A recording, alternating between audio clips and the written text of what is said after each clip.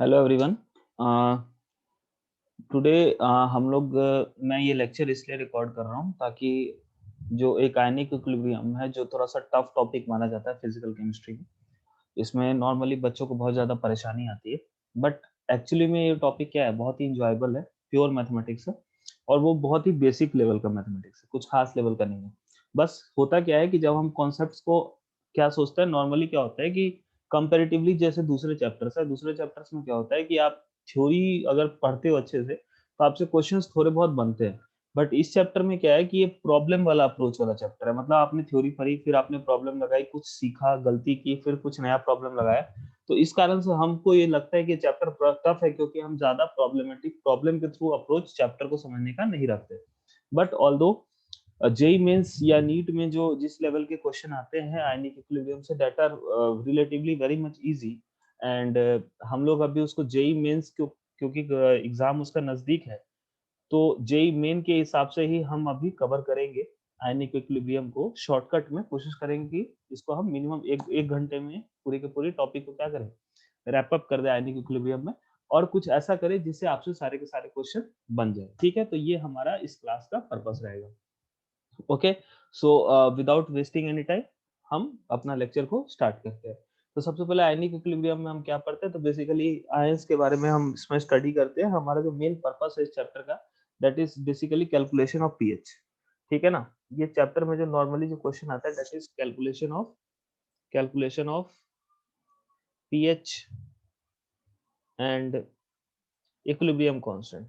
इसी के अराउंड आपका चैप्टर घूमता है। कभी आपको इक्विलिब्रियम कांस्टेंट निकालना होता है, कभी पीएच निकालना होता है, कभी आपको ये बताना होता है कौन सा सॉल्ट सॉल्युबल है, इनसॉल्युबल है, ये सारी फालतू फालतू चीजें। ठीक है, ओके। तो ये आयनिक इक्विलिब्रियम बेसिकली उसमें डील करता है जिसमें आयंस होते हैं। तो आयंस कितने तरह की चीजों में होते हैं, एसिड, बेस और सॉल्ट्स। तो बेसिकली एसिड, बेस और इसके सॉल्ट्स। ठीक है, तो ये तीनों में आयंस प्रेजेंट होते हैं। और आयनिक इक्विलिब्रियम बेसिकली क्या है, equilibrium in a condition where ions are present. ठीक है ना, इक्विलिब्रियम आप लोग जानते हो, मींस कि आयनिक इक्विलिब्रियम मतलब क्या होगा, केमिकल इक्विलिब्रियम का एक पार्ट है। ठीक है ना, तो इसमें basically concentration of each and every reactant and product is constant, other और in other ways we can say that there is no concentration gradient. Okay, तो यहाँ पे एसिड, बेसिस और सॉल्ट्स की हम बात करेंगे और उनकी पीएच वगैरह निकालने की कोशिश करेंगे। अब एसिड, बेसिस और सॉल्ट्स बेसिकली होते क्या है, they are ionic compounds. Okay, अब इनको पहचानना कैसे है एसिड, बेस और सॉल्ट्स को, तो इसके लिए डिफरेंट डिफरेंट कॉन्सेप्ट्स दिए हुए हैं। ठीक है, तो वो आप लोग अच्छे से जानते हो, अगर नहीं जानते हो तो ये आप लोग पढ़ लीजिएगा। ठीक है ना, एसिड्स एंड बेसिस मैं एकदम शॉर्टकट में आपको बता रहा हूँ।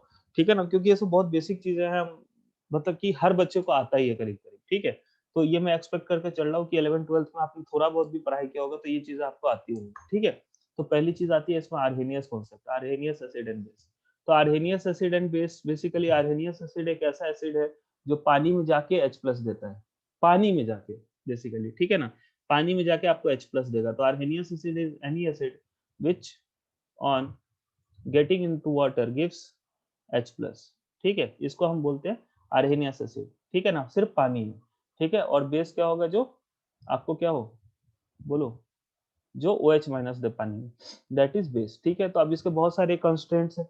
ठीक है ना, ओके, बहुत सारे कंस्टेंट्स है। क्या कंस्टेंट्स है, कंस्टेंट्स ये हैं, ठीक है, कि बहुत सारे ऐसे एसिड्स और बेसेस होते हैं जिसमें H प्लस या OH माइनस प्रोड्यूस नहीं करते। ठीक है, तो इसके बहुत सारे कंस्टेंट्स है।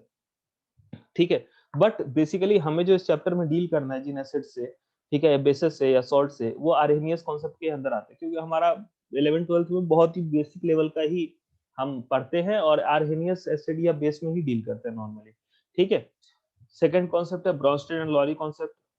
ठीक है, ये सिंपल है, ये बोलता है कि अगर आप H प्लस लोगे तो आप एसिड हो, और H प्लस अगर सॉरी H प्लस दोगे तो एसिड हो, H प्लस लोगे तो बेस हो। जस्ट लाइक कि H2SO4 की अगर मैं बात करूं तो H2SO4 can give 1 H plus plus HSO4 minus. ठीक है, okay, and again this HSO4 minus can dissociate to give H plus plus SO4 2 minus. ठीक है, ओके, तो अगर मैं इसको देखूं तो ये जो रिएक्शन है इसमें H2SO4 क्या है, एक एसिड है।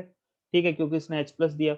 अगेन HSO4 माइनस अगर ये H प्लस ले लेगा तो ये H2SO4 बना लेगा, तो ये एक बेस है। और ये क्योंकि ये एसिड है, ठीक है, तो ये इसका, इसको हम बोले HSO4 माइनस को बोले कॉन्जुगेट बेस। ठीक है। तो acid base conjugate acid base pair यहाँ पे कॉन्सेप्ट आता है, कॉन्जुगेट एसिड बेस पेयर। तो conjugate acid base pair basically एक ऐसा पेयर होता है जिसके बीच में एक H प्लस का डिफरेंस हो, 1 H प्लस डिफरेंस। अगर एक H प्लस का डिफरेंस है तो उसको हम conjugate acid pair base pair बोलते हैं बेटा। तो उसी तरह ये कॉन्जुगेट बेस हो गया। अब ये अगेन देखो ये एसिड की तरह बिहेव कर रहा है, तो अगर ये एसिड है तो ये इसका कॉन्जुगेट बेस है। ठीक है। ओके, तो आप देख पा रहे हो कि जैसे SO4 माइनस अगर H प्लस ले लेगा तो HSO4 माइनस बना लेगा। तो जो H प्लस लेता है वो बेस है, जो H प्लस देता है वो एसिड है। अब इसमें भी बहुत सारी खराबियां थी। यहाँ भी वो वाला कॉन्सेप्ट क्लियर नहीं हुआ था कि जो H प्लस अगर है ही नहीं, जो दे ही नहीं रहा, तो वो एसिडिक बिहेवियर शो कर रहा है, तो उसको कैसे डिफाइन करेंगे। तो एक तीसरा कॉन्सेप्ट है जो अभी सबसे ज्यादा एक्सेप्टेड है, that is Lewis acid base concept. इसके अलावा भी बहुत सारे कॉन्सेप्ट है बट उससे हमें मतलब नहीं है। ठीक है। तो लेविस एसिड बेस कॉन्सेप्ट, अब लेविस एसिड बेस कॉन्सेप्ट की बात करो तो जो लोन पेयर लेविस एसिड वो होते हैं जो लोन पेयर डोनर्स होते हैं, जो लोन पेयर एक्सेप्टर्स होते हैं, जो लोन पेयर एक्सेप्टर्स होते हैं। ठीक है। ओके। और लेविस बेस कौन होते हैं, जो लोन पेयर डोनर्स होते हैं, जो लोन पेयर डोनेट करते हैं, they are known as Lewis base. और जो लोन पेयर एक्सेप्ट करते हैं they are known as what, बोलो, लेविस एसिड। ठीक है। अब इसके बहुत सारे एग्जांपल्स हो सकते हैं। Every Arrhenius acid base and every Bronsted Lowry acid base is covered in this concept। ठीक है। बस सिंपल सा आप एग्जांपल देता हूं मैं आपको। जस्ट लाइक कि let's suppose one example, water। okay, so water basically has lone pair, okay, on oxygen। okay, so if H plus is there, okay, so H plus can form bond with water by taking its lone pair।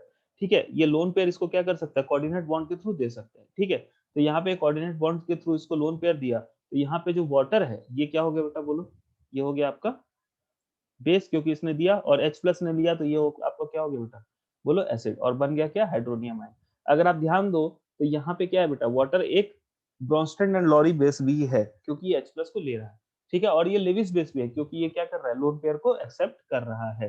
ठीक है। Sorry, lone pair को क्या कर रहा है, donate कर रहा है। ठीक है। तो इस तरह से बहुत सारे एग्जांपल्स हो सकते हैं, एग्जांपल्स की कोई कमी नहीं है। ठीक है। एक और आप एग्जांपल लेना चाहो तो ले सकते हो। लेट्स से जैसे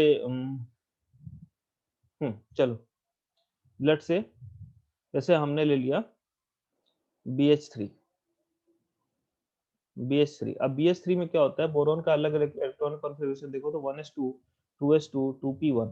ठीक है, ये होता है। तो बेसिकली यहाँ पे अगर इसका ग्राउंड स्टेट में ये है, अगर फर्स्ट से एक्साइटेड स्टेट में जाओ बेटा तो इसका यहाँ पे अनपेयर होकर यहाँ पे चला जाएगा। ठीक है। अब ये तीन अपना मान लो कि पेयरिंग कर लिया, यहाँ पे तीन पेयरिंग कर लिया, अभी भी एक ऑर्बिटल इसके पास खाली है। ओके, तो ऑर्बिटल एक खाली है तो it can behave as what, बोलो, Lewis acid. It can behave as what, Lewis acid. ठीक है। और बगल में हम रख देते हैं let's say NH3। Let's say हम बगल में रख देते हैं NH3। ठीक है। तो अब मैं NH3 की बात करूं तो NH3 में क्या होता है, एक लोन पेयर एक्स्ट्रा प्रेजेंट होता है। एक लोन पेयर एक्स्ट्रा क्या होता है बेटा, प्रेजेंट होता है। ठीक है। तो यहाँ पे एक लोन पेयर प्रेजेंट होता है। अब ये क्या करेगा कि ये लोन पेयर इसको डोनेट कर सकता है थ्रू कोऑर्डिनेट बॉन्ड। तो यहाँ पे BH3 क्या हो जाएगा बेटा, बोलो, एसिड, क्योंकि ये लोन पेयर ले रहा है। और NH3 क्या हो जाएगा, बेस, क्योंकि ये लोन पेयर दे रहा है। ठीक है। आ रही है बात समझ में। ठीक है। तो ये दोनों मिलकर कंपाउंड बना लेंगे। ठीक है। तो ये हो गया basic concepts of acid and bases. ठीक है, जो आप लोग ऑलरेडी जानते हो। ठीक है। अब उसके बाद अगर हम बात करें तो कुछ इंपॉर्टेंट चीजें हम बात कर लेते हैं, कुछ इंपॉर्टेंट चीजें बात कर लेते हैं। जैसे properties of water, properties of water, properties of water, very important. Properties of water, properties of water, water की क्या क्या प्रॉपर्टीज होती है। ठीक है, बहुत इंपॉर्टेंट है। ठीक है। तो प्रॉपर्टीज ऑफ वाटर की बात करें तो सबसे पहले concentration of H plus into concentration of OH minus in any solution, not pure water, in any solution is always 10 to the power minus 14 at 25 degree Celsius. Temperature ध्यान में रखिएगा 25 degree Celsius पे ही 10 टू द पावर माइनस 14 होता है। ठीक है। अगर मैं इसको दोनों तरफ लॉग ले लूं तो it will convert into, log लेके माइनस कर दूं तो pH plus POH is equal to 10 to the power minus 14। ठीक है। या फिर मैं अगर इसको स्क्वायर कर दूं, क्योंकि at for water, for water अगर मान लो ये प्योर वाटर है, अगर वाटर है तो वाटर में अगर मैं देखूं, तो वाटर में अगर मैं देखूं तो H प्लस और OH माइनस की कॉन्सेंट्रेशन सेम होती है। तो you can write it as concentration of H plus का square is equal to 10 to the power minus 14। और आप इसको लिख सकते हैं आप इसको लिख सकते हैं pH is equal to 10 to the power minus pH is equal to 7, ठीक है, यहाँ से ये आ जाएगा आपको। आ रही बात समझ में? ओके, बेसिकली pH होता है क्या है, pH is equal to minus of log H plus, ये होता है आपको pH, ठीक है ना, ये आपको pH होता है। या फिर अदर फॉर्म में आप इसको ऐसे लिख सकते हो, concentration of H plus is equal to, बताओ, 10 to the power minus of pH, जिस फॉर्म में आपको अच्छा लगे उस फॉर्म में आप याद रख सकते हो, ठीक है। तो बेसिकली ये हो जाता है। इसके अलावा एक और फॉर्मूला, इसके अलावा एक और फॉर्मूला हो जाएगा क्या बेटा, एक और फॉर्मूला हो जाएगा आपको क्या, कि Ka of any acid into Kb of its conjugate base is also equal to 10 to the power minus 14। याद रखिएगा बेटा, किसी भी एसिड का Ka और उसका कॉन्जुगेट बेस का Kb, दोनों का जो मल्टीप्लिकेशन होता है, जो प्रोडक्ट होता है, that is equal to 10 to the power minus 14। इसके अलावा अगर मैं बात करूं, इसके अलावा मैं बात करूं एक और चीज का, तो वाटर की जो मोलैरिटी होती है, molarity of water, molarity of water is equal to, बोलो, 55.5 मोलर, ठीक है ना, 55.5 मोलर। ये चीजें आपको याद रखनी है, ठीक है। ओके, अब हम आ जाते हैं बेटा अपने काम पे, that is calculation of pH, ठीक है, कैलकुलेशन ऑफ पीएच, ठीक है। तो कैलकुलेशन ऑफ पीएच से पहले एक हम लॉ पढ़ लेते हैं, जिसको बोलते हैं हम ऑसवर्ड्स डाइल्यूशन लॉ, ऑसवर्ड्स डाइल्यूशन लॉ, ठीक है, ऑसवर्ड्स डाइल्यूशन लॉ, डाइल्यूशन लॉ। अब ये देखिए, जो ये जहां भी आप इक्विलिब्रियम पढ़ रहे हो, मतलब कि वहां जो भी एसिड बेस या सॉल्ट है वो वीक है, ठीक है। तो ये सिर्फ वीक एसिड, वीक बेस या सॉल्ट पे लगता है, जो वीक होते हैं, ठीक है ना, जो कंप्लीटली डिसोसिएट होते हैं उस पे ये इक्विलिब्रियम वगैरह लगता नहीं है। तो मान लेते हैं कोई वीक एसिड है आपके पास, ठीक है, Ha, ठीक है, लेट्स से Ha एक वीक एसिड है, इसका डिसोसिएशन होता है H plus plus A minus, ठीक है बेटा। अब यहाँ मान लेते हैं इसकी कॉन्सेंट्रेशन C है, इनिशियली ये 0 0, T इज इक्वल टू 0 पे, T is equal to T equilibrium पे मान लेते हैं C माइनस C अल्फा है, जहाँ पे अल्फा क्या है, इसका डिग्री ऑफ डिसोसिएशन, यार alpha is what, degree of dissociation, ठीक है, डिग्री ऑफ डिसोसिएशन, ठीक है।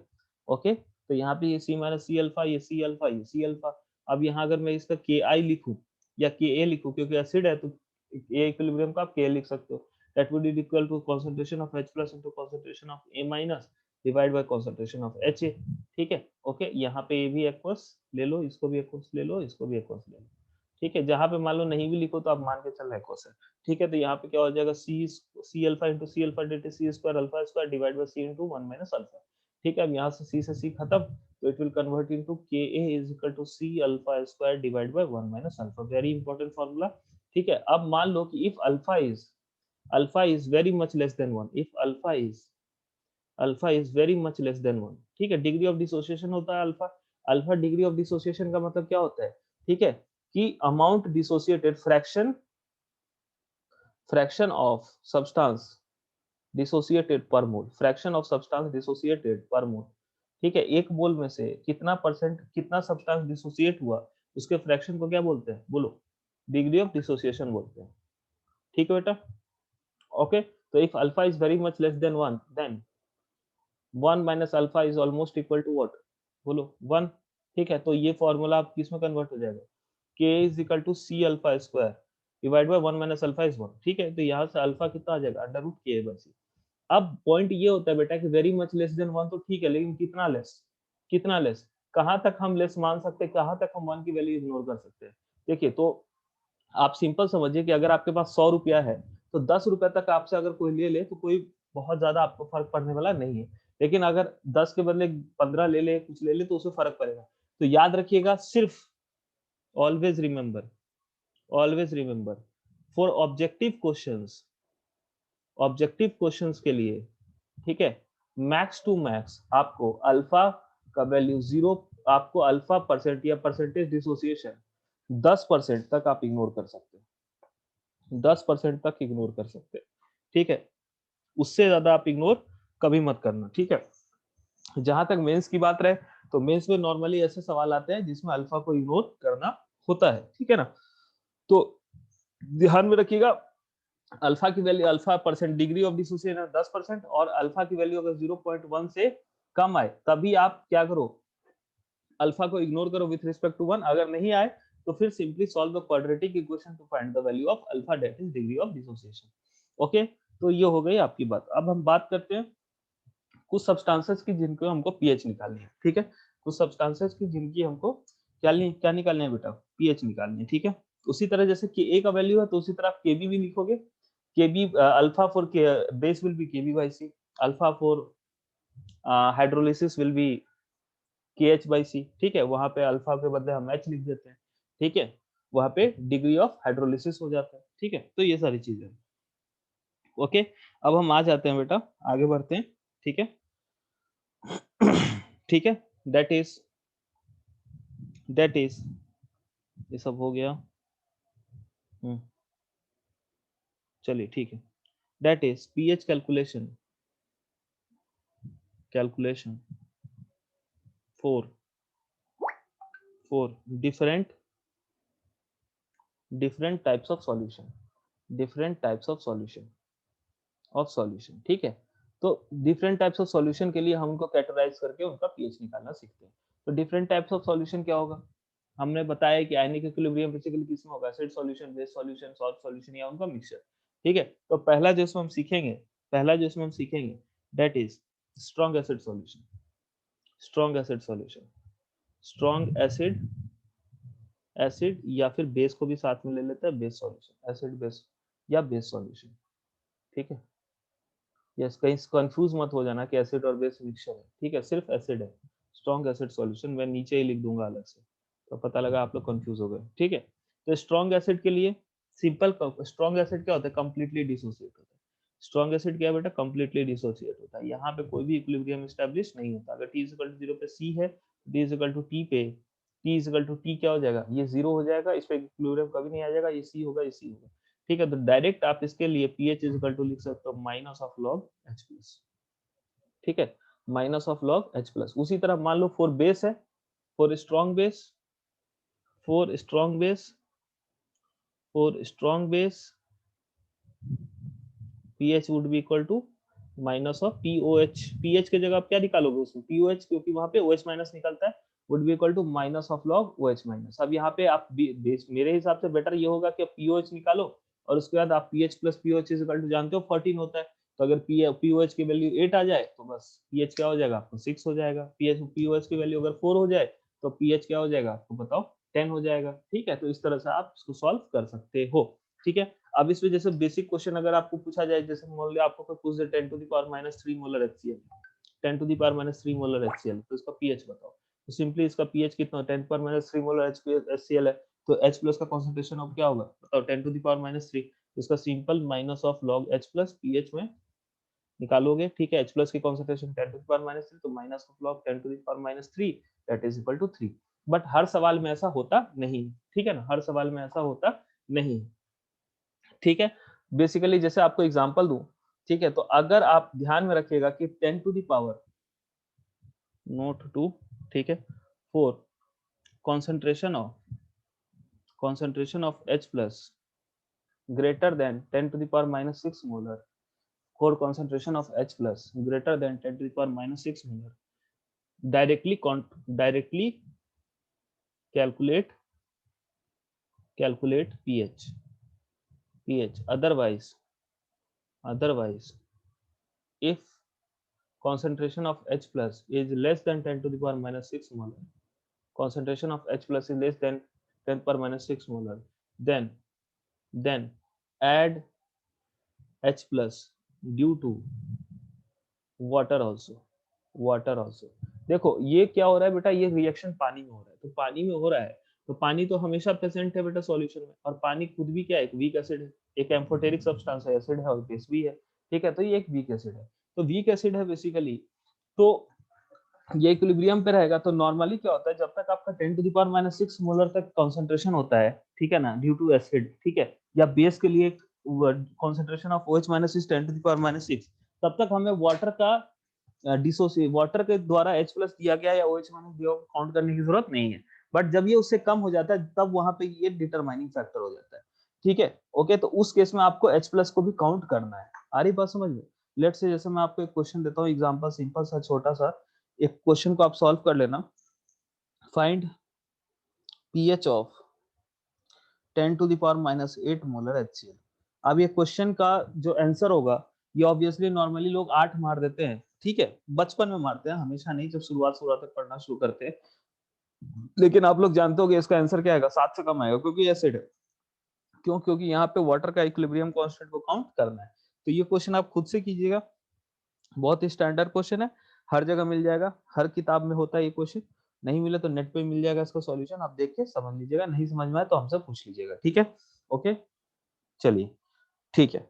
अब आगे बढ़ते हैं बेटा। अब उसी तरह स्ट्रॉन्ग बेस का भी सेम तरीके से निकालेंगे, पीएच की जगह पीओएच, ठीक है? और कोई कुछ भी दिक्कत की बात नहीं है, ठीक है?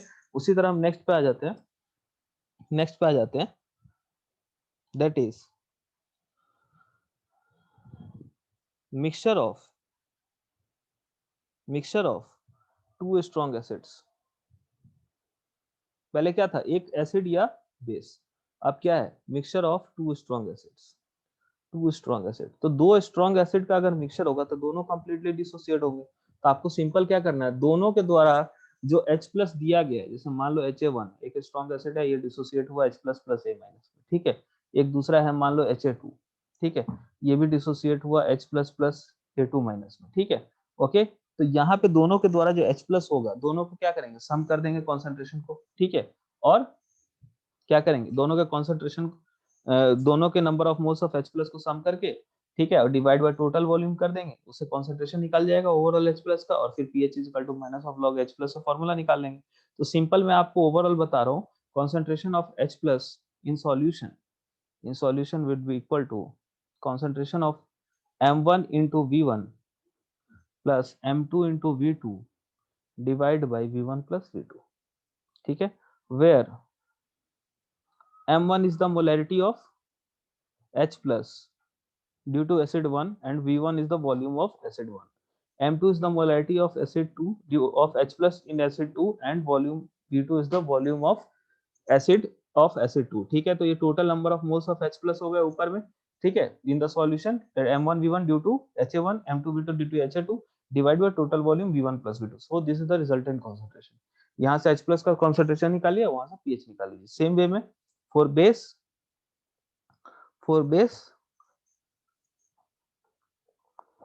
we can find concentration of OH minus in the same way, ठीक है बेटा? ओके, नाउ आ जाते हैं next is pH of a mixture of strong acid and base, ठीक है? तो बेटा देखिए, अगर स्ट्रॉन्ग एसिड और बेस का आप मिक्सचर है, ठीक है, तो सिंपल देखिए, एसिड देगा H प्लस, बेस देगा OH माइनस, ठीक है, दोनों मिक्स होगा तो क्या होगा बेटा, वाटर बना देगा, मतलब एक दूसरे को क्या करता है, काउंटर करता है, ठीक है? तो बेसिकली मान लो जैसे कि आपके पास एक एसिड है Ha, इसने दिया कुछ मान लो H plus plus A minus, ठीक है? और मान लो कि आपके पास एक बेस है BOH, इसको आपने डिसोसिएट कराया, ये दिया आपको B minus plus OH minus, ठीक है, B plus plus OH minus. तो बेसिकली क्या होगा, यहाँ जो H प्लस और OH माइनस दोनों दे रहा है, ये दोनों एक दूसरे को काउंटर करके न्यूट्रलाइज कर देगा। तो यहाँ पे बेसिकली क्या होगा कि ये दोनों के नंबर ऑफ मोल्स एक दूसरे को कैंसिल आउट करेंगे। तो मान लेते हैं इसकी मोलैरिटी M1, इसका वॉल्यूम है V1, इसकी मोलैरिटी M2, इसका वॉल्यूम है V2, ठीक है, due to base and due to acid respective, ठीक है? तो यहाँ पे मान लो अगर कॉन्सेंट्रेशन ऑफ H प्लस निकालना होगा, हम क्या करेंगे, total concentration of H plus due to acid minus total concentration of OH minus due to base, क्योंकि जो भी H प्लस होगा उसको जो भी बेस होगा वो एक दूसरे को कैंसिल आउट कर देगा, तो जो रिजल्टेंट बचेगा वही आपको कॉन्सेंट्रेशन ऑफ H प्लस होगा डिवाइड बाय टोटल वॉल्यूम। यहाँ से आप H प्लस की कॉन्सेंट्रेशन निकालो और pH निकालो, ठीक है? या फिर मान लो अगर इसमें बेस का कॉन्सेंट्रेशन ज्यादा होगा तो कॉन्सेंट्रेशन ऑफ H प्लस अपने आप नेगेटिव आ जाएगा, तो जितना नेगेटिव आएगा वही बेस का कॉन्सेंट्रेशन होगा, उसी हिसाब से आप pH निकाल सकते हो, कोई दिक्कत वाली बात नहीं है। नाउ अभी तक हमने जितनी सारी चीजें सीखी है वो स्ट्रॉन्ग के लिए सीखी है, तो अभी तक आसान है ठीक है? अब जैसे मान लो कि आपको स्ट्रॉन्ग और वीक दोनों का मिक्सचर है, ठीक है? तो उस केस में आपको क्या आ जाता है, इक्विलिब्रियम आ जाता है बीच में, ठीक है? तो देखिएगा, pH of weak acid pH of weak acid, ठीक है? तो वीक एसिड का pH कैसे निकालते हैं, ठीक है?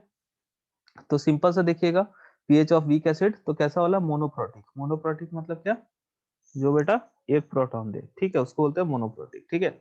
मेंस में जनरली मोनोप्रोटिक से ही सवाल आते हैं, ठीक है, पॉलीप्रोटिक से सवाल नहीं आते। पॉलीप्रोटिक का मतलब क्या हुआ, जो एक से ज्यादा H प्लस देता है, ठीक है, उस वो हो गया, ठीक है। तो यहाँ पे देखिएगा पीएच ऑफ वीक एसिड, ठीक है। तो देखिएगा कैसे होता है, जैसे मान लीजिए आपने कोई एसिड लिया, लेट से CH3COOH, हम जानते हैं ये वीक एसिड होता है, ठीक है। CH3COOH ये organic acid, all organic acids are weak acids, ठीक है। ये आपको दिया CH3CO माइनस और प्लस H प्लस बेटा, ठीक है। मान लेते हैं इसकी T इज इक्वल टू 0 पे इनिशियल कंसंट्रेशन C है, T is equal to T equilibrium पे मान लो इसका अल्फा, अगर degree of dissociation it become C minus C alpha, it is C alpha and this is C alpha, ठीक है। ये आपको टोटल हो गया, ठीक है। तो यहाँ पे अगर मैं बोलूं, यहाँ पे बोलो अगर Ka, तो Ka अगर मान लो कि alpha is, if alpha is very small, if alpha is very small, very much less than 1, then you can directly write that alpha is equal to under root of Ka by C, under root of Ka by C आप लिख सकते हो Oswald dilution law से। अगर आप ऐसा लिख सकते हो then देन देखो अगर आप ध्यान दो तो H प्लस की कॉन्सेंट्रेशन कितनी है दी हुई, concentration of H plus is C alpha, ठीक है। अगर alpha degree of dissociation and the concentration of acid, so आप यहाँ पे is equal to C into alpha की जगह क्या पुट कर सकते हो, under root of K by C। It implies that, इसको अंडर रूट के अंदर ले लो, ठीक है। तो it implies the concentration of H plus is equal to what, क्या हो जाएगा, under root K into C। यहाँ से आप H प्लस की कॉन्सेंट्रेशन निकाल लो और H प्लस की कॉन्सेंट्रेशन निकाल के और सिंपली पीएच को निकाल दो, ठीक है। ओके, तो ये हो गया आपको अगर कोई वीक एसिड है तो उसका पीएच निकालने का तरीका, ठीक है। चलिए, अब पॉलीप्रोटिक अगर वीक एसिड है तो उसका कैसे निकालेंगे। तो पॉलीप्रोटिक एसिड वीक एसिड का जनरली पूछा नहीं जाता, ठीक है, मेंस में, ठीक है। तो हम उसको अभी के लिए छोड़ के चलेंगे, ठीक है। अगर किसी को कुछ पूछना हो उससे रिलेटेड तो मेरे को व्हाट्सएप कर देगा, कोई प्रॉब्लम वाली बात नहीं। Now the next is pH of mixture of two weak acids. अगर दो वीक एसिड हो तो उसके मिक्सचर को का पीएच कैसे निकालेंगे। यहाँ पे भी दोनों एसिड्स के हैं मोनोप्रोटिक, मोनोप्रोटिक, ठीक है।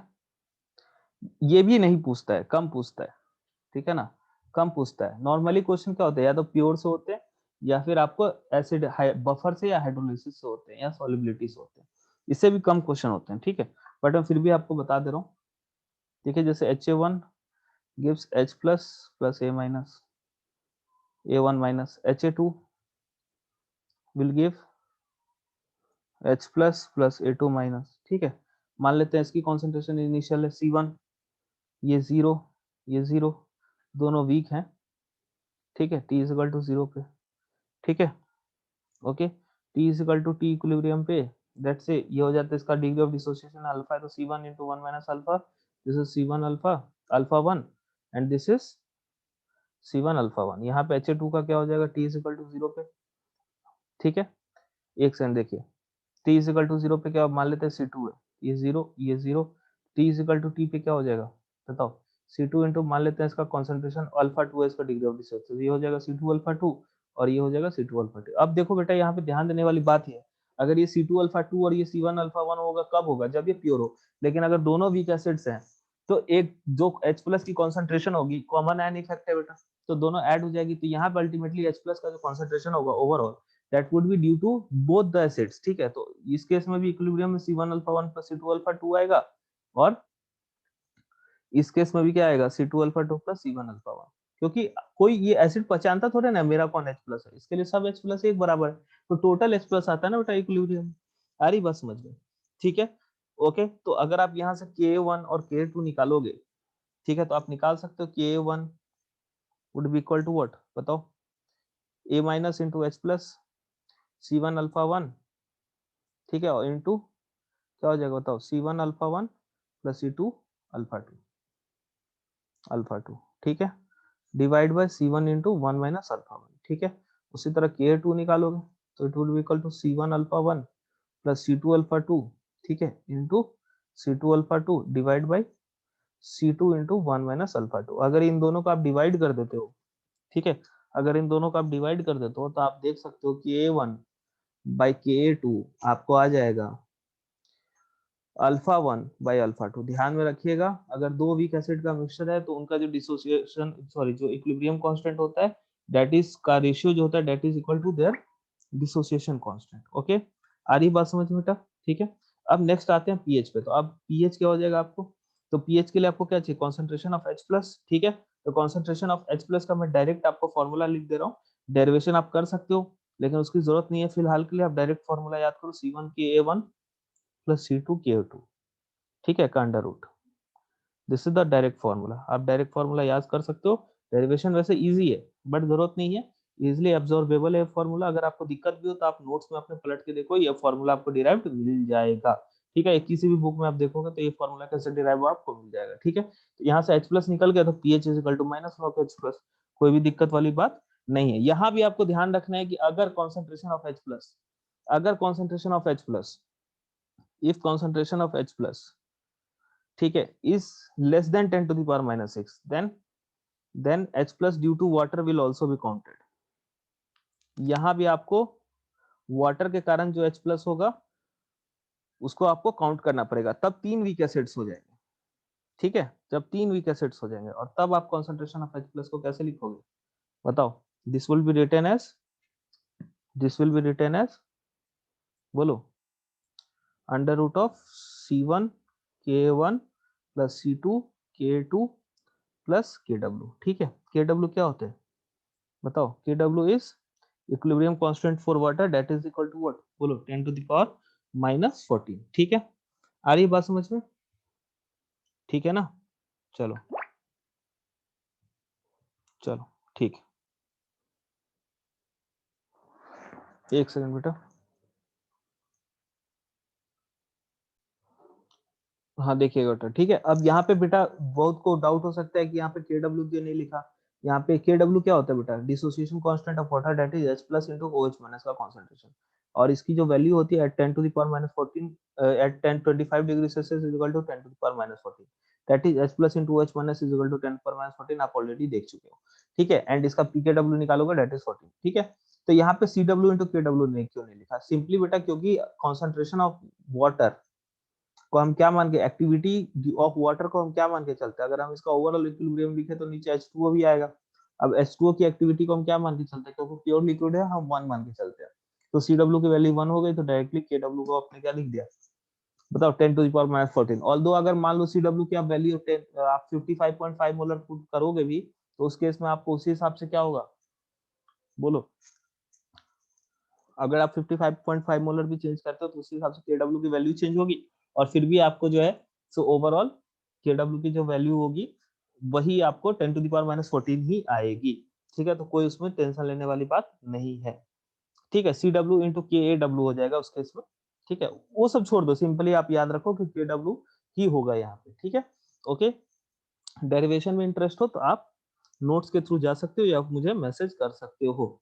ठीक है, बट प्रिफरेबली जब तक एग्जाम आपका खत्म नहीं होता फर्स्ट डे में तब तक आप इसको डायरेक्टली याद कर सकते हैं, कोई बुराई नहीं है। बहुत ही छोटा फॉर्मूला है, एक दो क्वेश्चन बनाओगे तो अपने आप रिवाइज हो जाएगा। ठीक है, रट आ जाएगा। ठीक है, चलिए नेक्स्ट आते हैं।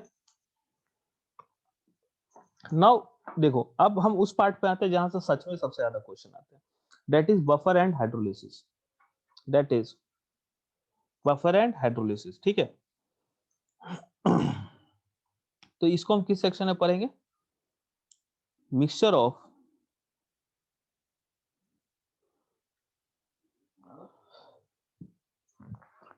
Acid end of week acid या बेस विथ वीक या स्ट्रॉन्ग एसिड या बेस रिस्पेक्टिवली। ठीक है, तो बेसिकली इस सेक्शन में हम क्या पढ़ते हैं कि कभी भी अगर हम वीक एसिड या वीक बेस को अगर हम स्ट्रॉन्ग एसिड स्ट्रॉन्ग बेस या स्ट्रॉन्ग एसिड वीक बेस से मिलाते हैं तो क्या होता है? ठीक है, स्ट्रॉन्ग एसिड और स्ट्रॉन्ग बेस का हम ऑलरेडी पढ़ चुके हैं ऊपर में। ठीक है, कि मिक्सचर ऑफ स्ट्रॉन्ग एसिड और स्ट्रॉन्ग बेस में वही होता है M1V1 M2V2 divide by V1 + V2। ठीक है, वो आप ऑलरेडी देख चुके हो। तो यहाँ सिर्फ वीक एसिड वीक बेस का वीएल सी विद वीक एसिड या फिर वीक एसिड या स्ट्रॉन्ग एसिड और वीक एसिड और स्ट्रॉन्ग बेस। ठीक है, ओके। मतलब कि ओवरऑल देखो तो एक पार्ट आपका क्या होना चाहिए, वीक होना चाहिए, दूसरा पार्ट स्ट्रांग भी हो सकता है, वीक भी हो सकता है। ये आपको क्लियर है, बट नेसेसरी कंडीशन इज एक पार्ट वीक होना चाहिए। अब इसमें दो टाइप के प्रोडक्ट्स आ जाते हैं, दो टाइप की चीज आ जाती है। जब एसिड और बेस का आप मिक्सचर बनाते हो तो आपको सॉल्ट बनेगा, ठीक है, सॉल्ट बनता है बेटा, ठीक है, हमेशा बनता है। तो अगर आप number of equivalents of acid is equal to base, then then the process is known as, then उस केस में जो सॉल्ट बनता है, ठीक है, उसका हम पीएच निकालते हैं and this process is known as salt hydrolysis. Salt hydrolysis is basically reaction of salt with water, ठीक है। और नंबर ऑफ इक्विवेलेंट्स अगर इक्वल नहीं हो, equivalents of acid is not equal to base, then इस case में जो होता है उसको हम बोलते हैं बफर सॉल्यूशन, ठीक है, बफर सॉल्यूशन, ठीक है। ओके, तो ये ही सबसे इंपॉर्टेंट है, यहाँ से सबसे ज्यादा सवाल आपको पूछे जाने की चांसेस हैं, ठीक है।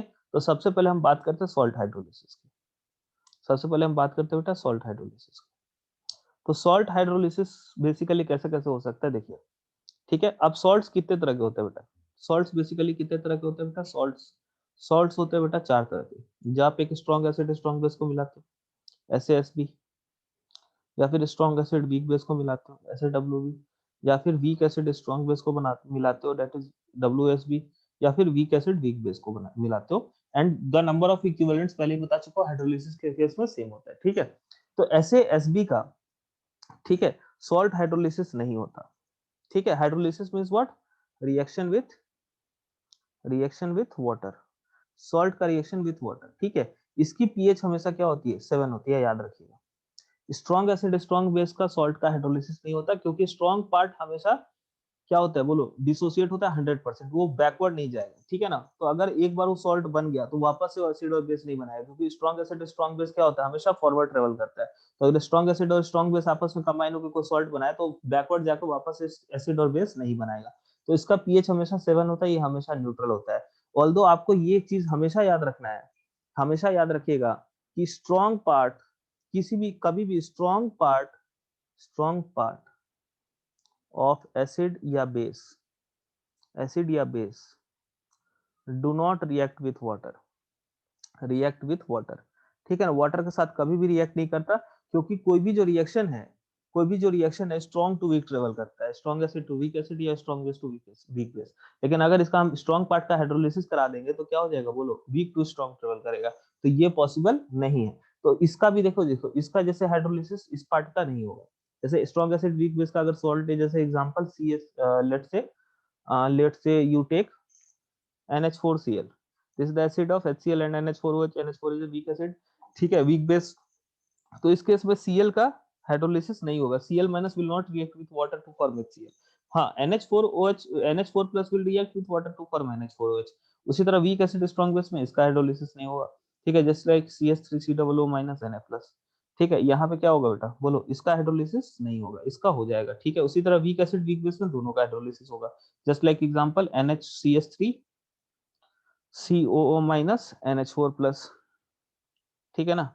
आ रही बात समझ में, ठीक है। चलो चलिए, तो अब एक एक करके पढ़ते हैं। तो पहला वाला बता चुका हूँ, SaSB का कोई हाइड्रोलिसिस नहीं होगा, इसका पीएच हमेशा 7 होगा, ठीक है। ओके, सेकंड हम बात कर लेते हैं, एक सेकंड, ठीक है। सेकंड हम बात कर लेते हैं SaWB।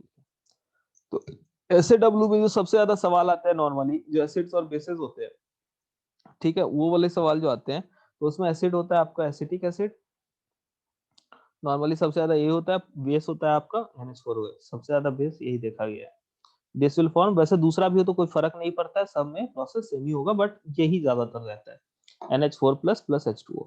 अब ये रिएक्शन क्या होता है बेटा, बैकवर्ड भी जाता है, ठीक है, क्योंकि ये क्या है, वीक एसिड और वीक बेस का रिएक्शन है, ठीक है। तो यहाँ पे नंबर ऑफ इक्विवेलेंट्स अगर इक्वल बनाते हैं तो आपको यहाँ पे CH3CO माइनस NH4 प्लस बनता है, ठीक है। अब यहाँ पे देखिएगा बेटा कि ये जो CH3CO माइनस NH4 प्लस है, ठीक है, ये आपको बन गया, NH4 प्लस है, ये बन गया आपको, ठीक है। अब ये अगर बन गया, ठीक है, तो इसमें से ये क्या होगा, सॉरी, ये तो मैंने स्ट्रॉन्ग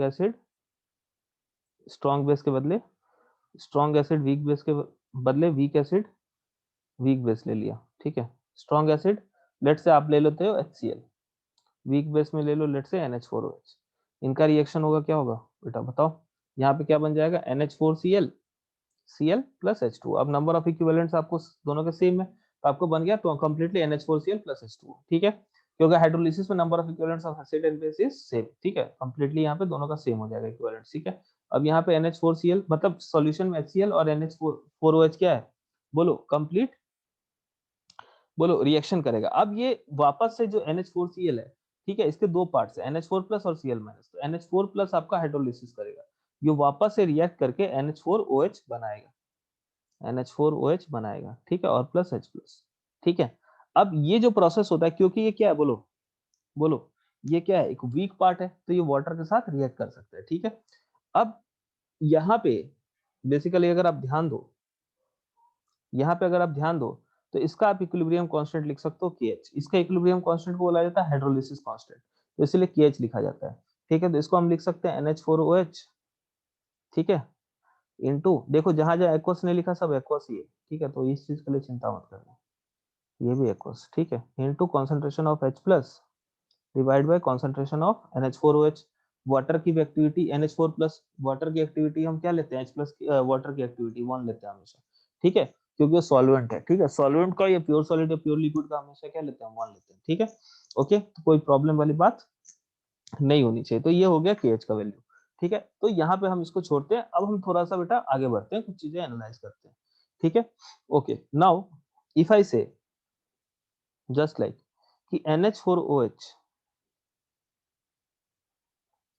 अगर मैं इसका ये जो बेस है इसको मैं तोड़ू NH4 plus plus OH minus में, ठीक है, तो इसके इक्विलिब्रियम कांस्टेंट को Kb को मैं क्या लिख सकता हूँ बताओ, concentration of NH4 plus into concentration of OH minus divide by concentration of NH4OH, ठीक है बेटा। ओके, अब यहाँ पे एक और चीज अगेन वाटर के लिए भी मैं लिख सकता हूँ ऐसे, वाटर के, क्योंकि ये भी एक वीक एसिड वीक बेस दोनों की तरफ बिहेव करता है, एम्फीप्रोटिक है। इसका तो हमेशा हमको पता ही है, concentration of H plus into concentration of OH minus would be equal to 10 to power minus 40, ठीक है। अब इसको मान लेते हैं हम इक्वेशन 1 और इसको मान लेते हैं बेटा इक्वेशन 2। अब अगर आप यहाँ पे ध्यान दो, और ये आपको किसके इक्वल है KW के, ठीक है। अगर आप ध्यान दो तो अगर मैं इक्वेशन 2 से इक्वेशन 1 को डिवाइड करूं तो OH माइनस कट जाएगा, ठीक है। OH माइनस क्या हो जाएगा, कट जाएगा, और आपको क्या आ जाएगा बताओ, KW by KH is equal to क्या आ जाएगा, सॉरी क्या नाम है, KW by KB is equal to क्या आ जाएगा, KH आ जाएगा। आप ध्यान दो, यहाँ से मान लो इसको इसको आपको ने इससे इसको डिवाइड किया, तो इसको डिवाइड किया NH4OH ऊपर आ गया, OH माइनस कट गया, ठीक है। NH4OH के साथ क्या आ जाएगा बताओ, H प्लस आ जाएगा, और नीचे में क्या आ जाएगा NH4 प्लस आ जाएगा। तो from 1 and 2, 1 when 2 is divided by 1, ठीक है, you can see that we get that KH sorry KW by KB would be equal to the, ये जो ऊपर वाली रिएक्शन लिखा है वो, तो दैट इज KH ये इक्वल आएगा KH के, ठीक है। ओके, KW by KB किसके इक्वल आ जाएगा बेटा, KH के, ठीक है। अब ये KH के इक्वल आ गया, ठीक है। नाउ अगेन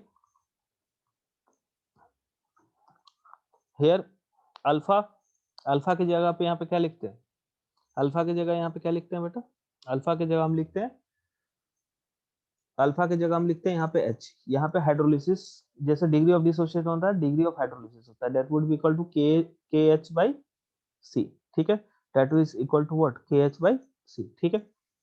ओके, तो यहाँ पे अब हम जानते हैं again now concentration of H plus, concentration of H plus क्या होगा बेटा बताओ, कॉन्सेंट्रेशन ऑफ H प्लस, यहाँ पे अगर हम ऊपर जाते हैं तो कॉन्सेंट्रेशन ऑफ H प्लस आपको क्या होगा बताओ, किसके इक्वल हो जाएगा, KH इंटू अल्फा के, अगर इसका डिग्री ऑफ सॉरी क्या नाम है C इंटू H के इक्वल हो जाएगा। अगर मान लो कॉन्सेंट्रेशन ऑफ NH4OH के NH4 प्लस का इनिशियल C है, और इसका मान लो कि हाइड्रोलिसिस कांस्टेंट क्या नाम है इसका, डिग्री ऑफ हाइड्रोलिसिस अगर H है, ठीक है, तो C माइनस CH, ठीक है, ये हो गया इनिशियली, मान लो C T is equal to 0 पे C है, C माइनस CH, और ये फिर क्या बन जाएगा बताओ, ये भी CH और ये भी CH, ठीक है। तो यहाँ पे क्या हो जाएगा CH हो जाएगा, ठीक है बेटा, H प्लस की कॉन्सेंट्रेशन CH। तो अब यहाँ पे concentration of H plus can be written as what बोलो, CH, ठीक है। अब यहाँ पे C इंटू एच की value under root K H by same, जैसे पहले अपन ने निकाला था वीक एसिड के लिए, सेम तरीके से वहां पे सी इंटू के बाई सी होता था, यहाँ से into K H by C. Concentration of H plus आपको कितना हो जाएगा बताओ, under root of K H into C. ठीक है, सेम तरीका है बेटा, बस यहाँ पे वहां पे के की जगह यहाँ के एच लिख दिया और कुछ भी फर्क नहीं है, जैसे वीक एसिड को किए थे ऑपरेट वैसे इसको किया।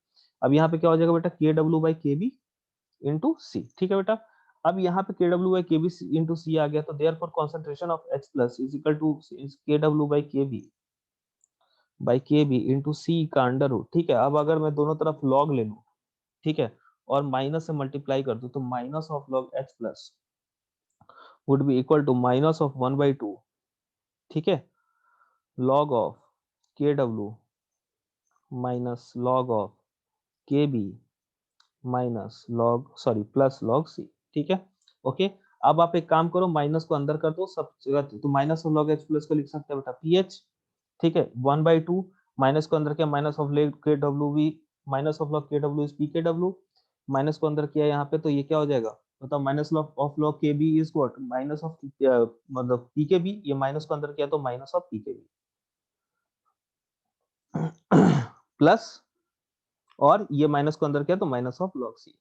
ठीक है, तो ये आपको फॉर्मूला है इसका पीएच निकालने का, ध्यान में रखिएगा, pH is equal to 1/2 PK W minus log C. ठीक, पीके डब्ल्यू माइनस पीके बी माइनस लॉग सी। अब इसको याद रखने का कैसा तरीका बेटा, देखिए सॉल्यूशन किसका है, स्ट्रॉन्ग एसिड वीक बेस का, तो स्ट्रॉन्ग एसिड वीक बेस का हमने निकाला है, तो स्ट्रॉन्ग एसिड वीक बेस, देखो एसिड स्ट्रॉन्ग, ये बस ट्रिक बता रहा हूँ याद करने का, कुछ भी नहीं, एसिड स्ट्रॉन्ग बेस वीक। ठीक है, मतलब पीएच लेस देन 7, क्योंकि एसिड स्ट्रॉन्ग है, पीएच लेस देन 7 तो पीके डब्ल्यू से सारी चीज माइनस हो जाएगी, तो केबी भी माइनस पीके भी माइनस लॉग सी भी माइनस, तो फॉर्मूला याद रहेगा 1/2 इंटू पीके डब्ल्यू माइनस पीके बी माइनस लॉग सी, सारे के सारे माइनस में आ जाएंगे बेटा। फिर से बोल रहा हूँ, एसिड स्ट्रॉन्ग लेस देन 7 सारे के सारे minus, p K W minus PK B minus log C, p K W is what, water. ठीक है ना, ओके, तो वाटर से कम, 7 से कम। ठीक है, उसी तरह same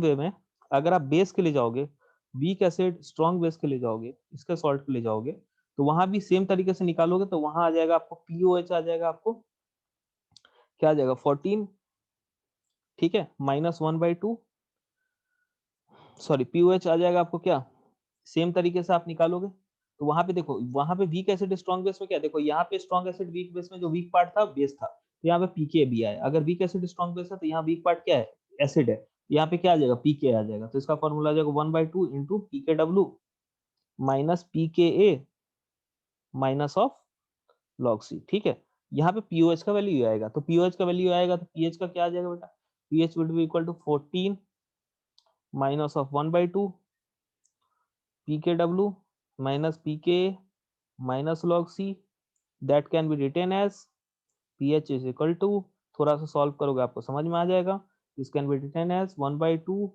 pkw plus pka plus log c। ठीक है, आप डायरेक्टली ऐसे याद रख सकते हो, कोई दिक्कत वाली बात नहीं है। ठीक है, सेम तरीके से ये आएगा, ऊपर जैसा आया था उसका ये उसका ये।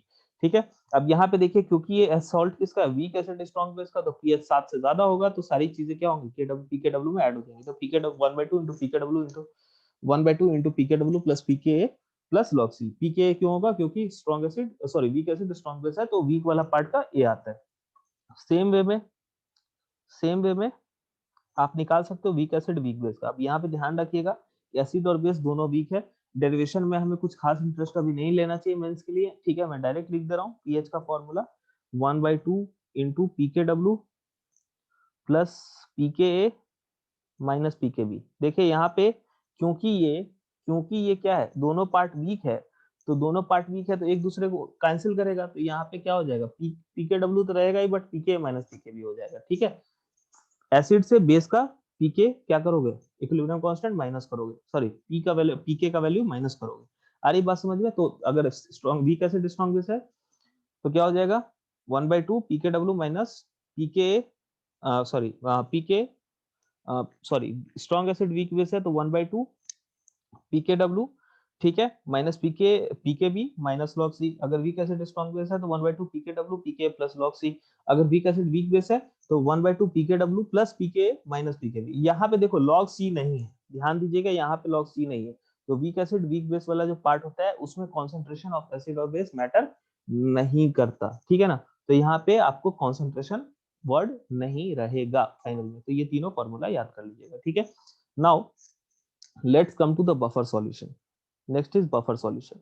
तो बेसिकली बफर सॉल्यूशन एक ऐसा सॉल्यूशन, बहुत ही यूजफुल सॉल्यूशन है इंडस्ट्रियल पर्पस के लिए, बहुत ही ज्यादा यूजफुल सॉल्यूशन है, ठीक है ना, बहुत ही ज्यादा यूजफुल सॉल्यूशन है। बफर सॉल्यूशन का बेसिकली काम क्या होता है, to resist pH change. Basically जो बहुत सारी दवाइयां बनाई जाती है उसमें क्या होता है कि इस तरह से उसको बनाया जाता है, वो उसका पीएच उसको बनाया जाता है ताकि अगर उसमें कुछ एसिड या बेस गिर भी जाए, ठीक है, या कुछ फॉर्म हो जाए, तो वो क्या होगा कि उसका पीएच में चेंज ना है, ठीक है। बहुत सारे जो बेवरेज प्रोडक्ट वगैरह भी ऐसे बनाया जाता है बफर के फॉर्म में, ठीक है, ताकि वो नुकसान ना करे, ठीक है। तो इसी को बोलते हैं पीएच, बफर सॉल्यूशन, ठीक है। बफर सॉल्यूशन में क्या होता है, अगर आप एक लिमिटेड अमाउंट में उसको एसिड और बेस को ऐड करोगे तो उसका पीएच चेंज नहीं होगा, ठीक है। तो बफर सॉल्यूशन एक ऐसा सॉल्यूशन है जो पीएच को क्या करता है, पीएच को रजिस्ट करता है। अब बफर सॉल्यूशन क्या कैसे बनता है, तो बाय मिक्सिंग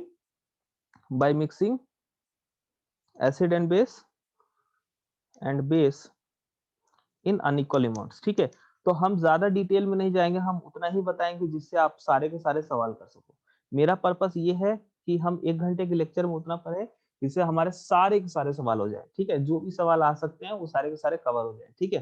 तो अब बफर सॉल्यूशन की बात करते हैं। तो देखो बफर सॉल्यूशन दो तरह का होता है, ठीक है। वैसे तो आप इसको डिराइव कर सकते हो कि क्यों दो तरह का होता है और क्यों नहीं होता है, तो ये सब चीजें हैं अपनी जगह पे सही है, बट 1 घंटे में ऑब्वियसली 20 लेक्चर का टॉपिक नहीं कवर किया जा सकता, बट उन चीजों को जरूर कवर किया जा सकता है जिससे आपका सारे का सारा सवाल बन जाए, ठीक है। तो बफर जो होता है, जो मेंस लेवल पे बस इतना ही इंपॉर्टेंट है जितना इंपॉर्टेंट है मैं बता रहा हूँ। तो बफर जो होता है बेटा दो तरह का होता है, एक वीक एसिड प्लस उसका salt with strong base, direct याद रखिएगा, और एक strong acid plus sorry weak base plus उसका सॉल्ट विथ स्ट्रॉन्ग एसिड, उसी का सॉल्ट विथ स्ट्रॉन्ग एसिड, ठीक है। ये होता है, मतलब एक एसिड या बेस वीक रहेगा, उसका जो सॉल्ट रहेगा वो स्ट्रॉन्ग के साथ रहेगा। जैसे इसका एग्जांपल अगर मैं देखूं तो वीक एसिड और सॉल्ट विथ स्ट्रॉन्ग बेस का, जैसे CH3COOH और प्लस CH3COO Na+, ठीक है। अब यहाँ पे देखिए जो एसिड है वो वीक है और जो सॉल्ट है दैट इज इसी का सॉल्ट है with strong base that is NaOH। Weak base let's say NH4OH plus salt with strong acid let's say NH4Cl, ठीक है। तो यहाँ पे देखिएगा जो एसिड है HCl है, स्ट्रॉन्ग है, और जो बेस है वीक है, इसी का सॉल्ट है, ठीक है। तो ये हो गया आपको बफर, ठीक है, ये आपको होता है बफर। अब बफर के सवाल नॉर्मली ऐसे भी पूछता है कि क्वेश्चन ये भी पूछता है कि which of the following is buffer, ठीक है।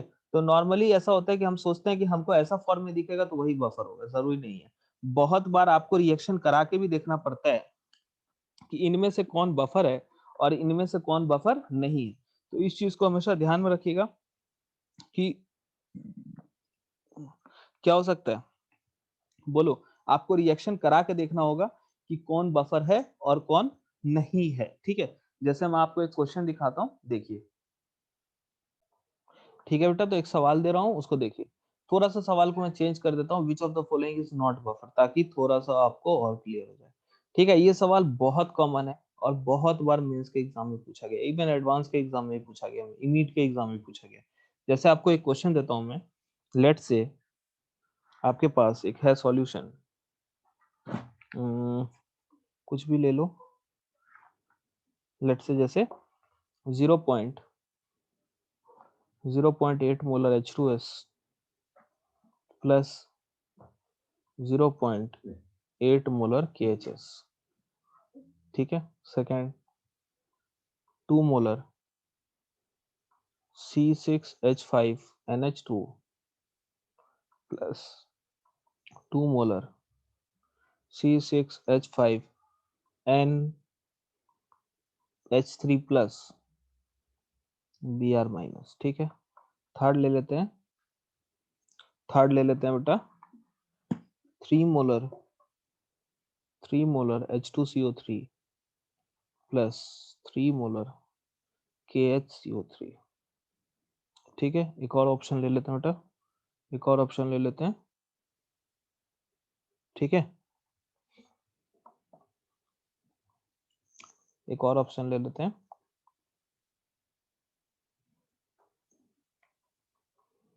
0.05 molar KClO4 plus 0.05 molar HClO4, ठीक है। अब बेटा इस क्वेश्चन को हम देखते हैं। अब हमने क्या बोला, बफर क्या होता है बेसिकली। बफर तब बनता है जब आप एक एसिड और बेस को अनइक्वल नंबर ऑफ इक्विवेलेंट्स जब उसके सेम नहीं होते, मतलब कि वीक एसिड और उसका स्ट्रॉन्ग और उसका सॉल्ट प्रेजेंट होना चाहिए विद स्ट्रॉन्ग बेस, ठीक है। मतलब आप बेसिकली या फिर स्ट्रॉन्ग वीक बेस प्लस उसका सॉल्ट होना चाहिए स्ट्रॉन्ग एसिड के साथ, मतलब या तो रिएक्शन होगा weak acid plus strong base, या फिर रिएक्शन होगा strong acid plus weak base. और यहाँ पे आपको वीक एसिड बचा रहना चाहिए या वीक बेस बचा रहना चाहिए, उसका और स्ट्रॉन्ग वाला पार्ट खत्म हो जाना चाहिए और उसका सिर्फ सॉल्ट प्रेजेंट होना चाहिए, ठीक है। तो ये बेसिक कॉन्सेप्ट है।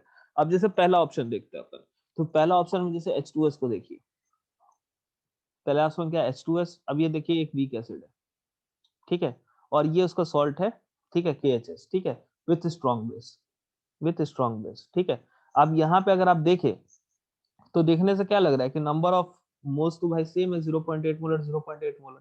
तो यहाँ पे तो भाई न्यूट्रल हो जाना चाहिए या फिर मतलब हाइड्रोलिसिस हो जाना चाहिए। बट अब अगर आप ध्यान दो, यहाँ पे आप अगर ध्यान दो तो यहाँ पे क्या है बेटा, बोलो आपको क्या बोल रहा है कि आपका जो है सो आपके पास क्या है, बोलो ये एक एसिड है जो वीक है और उसका एक सॉल्ट है, सब फिर से सुनिएगा, और उसका एक सॉल्ट है विद स्ट्रॉन्ग बेस। तो आपको एसिड भी प्रेजेंट है 0.8 मोलर और मिक्सचर में क्या है, सॉल्ट भी प्रेजेंट है with strong base KOH 0.8 molar. तो ये क्या है, बफर है, ये बफर है, ठीक है। तो पहला ऑप्शन इज अ बफर, ठीक है। दूसरा ऑप्शन देते हैं C6H5NH2, ठीक है। तो ये क्या है बेटा, बताओ, ये बेंजीन एक क्या है बताओ, वीक एसिड है और उसके साथ एक बेस, ठीक है, NH2OH, ठीक है। ओके अगेन क्या है आपको, उसका एक सॉल्ट है with strong acid that is, ये सॉरी ये क्या है आपको अमीन है, ये आपको क्या है, ये अमीन है, ठीक है। ये अमीन है, ये क्या है, बोलो बोलो, ये क्या है आपको वीक बेस है, ठीक है। और यहाँ पे देखिएगा ये आपको जो है सो क्या है, वीक एसिड स्ट्रॉन्ग बेस का सॉल्ट है, ठीक है। तो दोनों प्रेजेंट है, ये भी क्या होगा, बफर होगा, ठीक है। नेक्स्ट देखिए ये एक वीक एसिड है और ये एक उसका सॉल्ट है, बोलो सॉल्ट है with strong base that is KOH, ठीक है। ये भी क्या है, बोलो बफर है, ठीक है। Salt of strong base and weak acid, ठीक है, वीक एसिड स्ट्रॉन्ग बेस का सॉल्ट है। यहाँ पे अगर आप ध्यान दो तो ये क्या है बेटा, बोलो एक स्ट्रॉन्ग एसिड स्ट्रॉन्ग बेस का सॉल्ट है, देखो KOH प्लस HClO4, और यहाँ पे क्या है, ये एक स्ट्रॉन्ग एसिड है। तो ये बफर नहीं है, तो आपका ऑप्शन नंबर क्या हो जाएगा, 4, ठीक है। तो इस तरह से सवाल आते हैं। बहुत बार हो सकता है कि आपको सॉल्ट ना देके डायरेक्टली एसिड और बेस का अमाउंट दे दे, ऐसे दे दे H2CO3 प्लस KOH, इस टाइप से दे दे, ठीक है। और इन दोनों के number of moles they they, H2CO3 का मान लो दे दे 0.1 मोलर, ठीक है, और इसका दे दे मान लो 0.05005 मोलर, ठीक है। अब आपको बोले कि ये बफर है कि नहीं, ठीक है। तो इस केस में या तो आपको अल्फा दिया रहेगा, अल्फा के थ्रू आपको निकालना होगा कि इसमें एसिड बच रहा है कि नहीं, ठीक है, बेस पूरी तरह से जो उसका स्ट्रॉन्ग बेस वो खत्म हो रहा है कि नहीं, ठीक है। तो इस केस में अगर आपको एसिड बच रहा है, वीक एसिड बन रहा है, बच रहा है और स्ट्रॉन्ग बेस खत्म हो जा रहा है, और सॉल्ट तो बनेगा ही ऑब्वियसली। अगर ऐसा कुछ सॉल्यूशन बन रहा है जिसमें सिर्फ वीक एसिड और स्ट्रॉन्ग बेस फाइनली बच रहा है, तो उस केस में ये बफर हो जाएगा। तो बहुत बारी इसमें क्वेश्चन जो होता है वो आपको डायरेक्टली सॉल्ट और उसका एसिड या बेस ना देके आपको क्या दे देगा, एसिड और बेस दे देगा, और आपको फिर रिएक्शन करा के देखना होगा कि उसमें सॉल्ट बच रहा है कि नहीं बच रहा। जब क्वेश्चन बैंक के थ्रू जाएंगे तो इस तरह के सवाल आपको दिखेंगे, ठीक है। इसको प्लीज बनाइएगा क्योंकि इस तरह के क्वेश्चन बहुत बार आ चुके हैं और बहुत ही आसान होते हैं, ठीक है। और उसके बाद जो भी डाउट्स होगा पूछिएगा, ठीक है। नेक्स्ट हम बढ़ते हैं, ठीक है, नेक्स्ट हम बढ़ते हैं आगे बफर सॉल्यूशन का पीएच निकालने के तरीके, ठीक है। तो बफर सॉल्यूशन मैंने बताया जैसे कि दो तरह के होते हैं, एक वीक एसिड और उसके साथ सॉल्ट विद स्ट्रॉन्ग बेस, और एक स्ट्रॉन्ग एसिड और सॉल्ट विद वीक बेस, ठीक है। तो पहला हम डील करते हैं, let's say weak acid plus salt with strong base, strong base. सबसे फेमस एग्जांपल लेते हैं इसका, that is CH3COOH plus CH3CO minus Na plus, ठीक है। तो ये आपको एक बफर सॉल्यूशन है। अब देखिए यहाँ पे ये आपको देखिए ये आपको क्या है, सॉल्ट है, ठीक है। तो ये कंप्लीटली हाइड्रोलाइज, ये कंप्लीटली क्या होगा, डिसोसिएट होगा, ठीक है। तो इक्विलिब्रियम कौन मेंटेन करेगा, एसिटिक एसिड। एसिटिक एसिड में इक्विलिब्रियम होगा, CH3CO माइनस Na प्लस का इक्विलिब्रियम नहीं होगा, ठीक है। ओके तो एसिटिक CH3CO माइनस क्या होगा, पूरी तरह से डिसोसिएट हो जाएगा क्योंकि सॉल्ट है पानी में, ठीक है। It will form CH3COO minus और प्लस Na प्लस, ठीक है। इसका कोई इक्विलिब्रियम नहीं होगा। इक्विलिब्रियम किसका होगा? वीक पार्ट का, दैट इज CH3COOH। अगर इसका हम लिखे तो क्या होगा? ये CH3COO माइनस और प्लस H प्लस, ठीक है, और ये इक्विलिब्रियम पे रहेगा। तो इक्विलिब्रियम पे रहेगा तो हम इसका क्या लिख सकते हैं? Ka लिख सकते हैं, तो Ka इज इक्वल टू क्या हो जाएगा? Concentration of CH3COO minus plus concentration into concentration of H plus, ठीक है, divide bye concentration of CH3COOH, ठीक है। ओके, तो this will be equal to what, बताओ।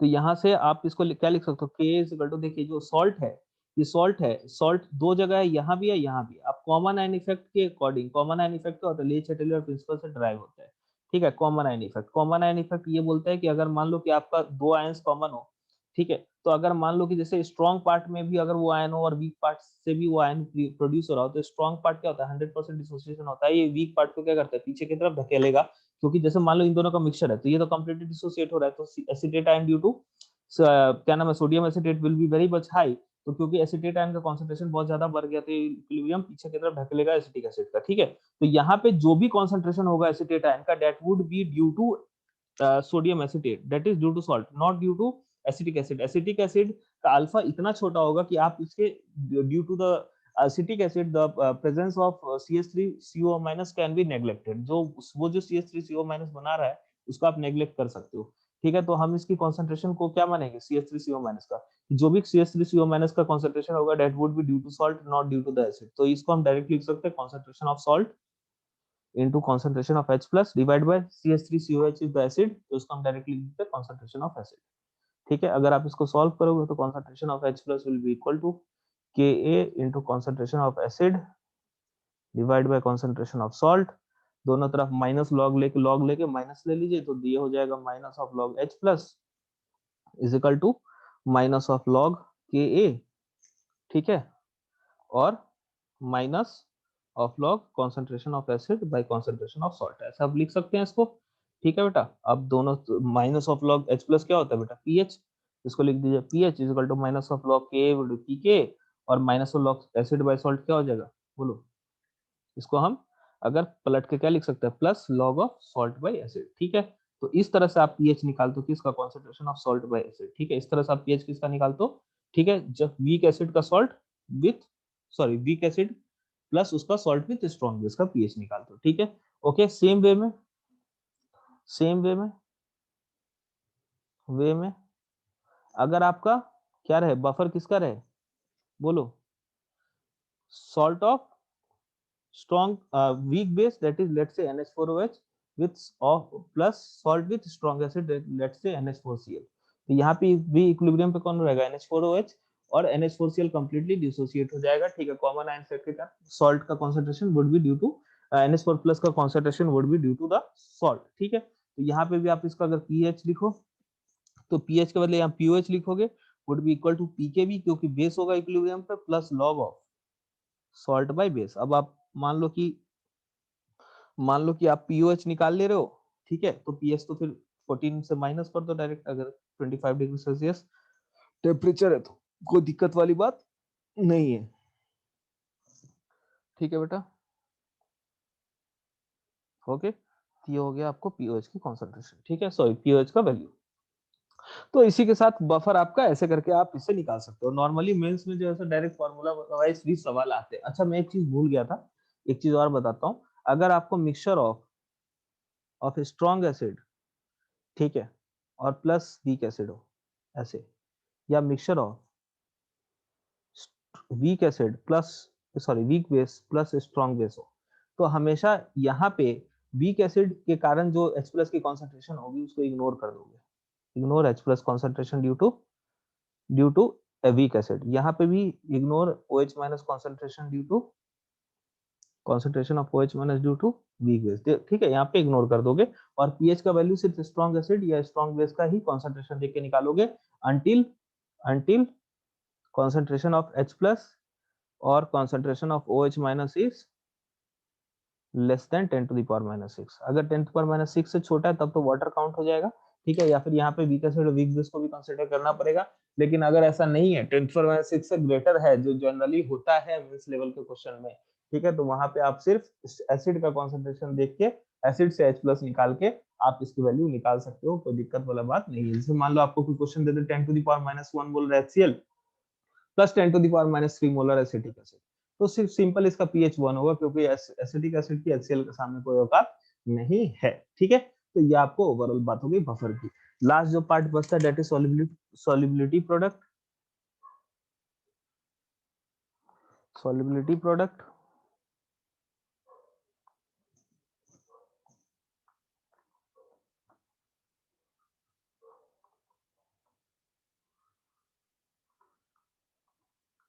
सॉल्युबिलिटी प्रोडक्ट बेसिकली किसका होता है? ऐसे सॉल्ट्स का होता है which do not dissolve completely, ठीक है, या फिर salt which is sparingly soluble।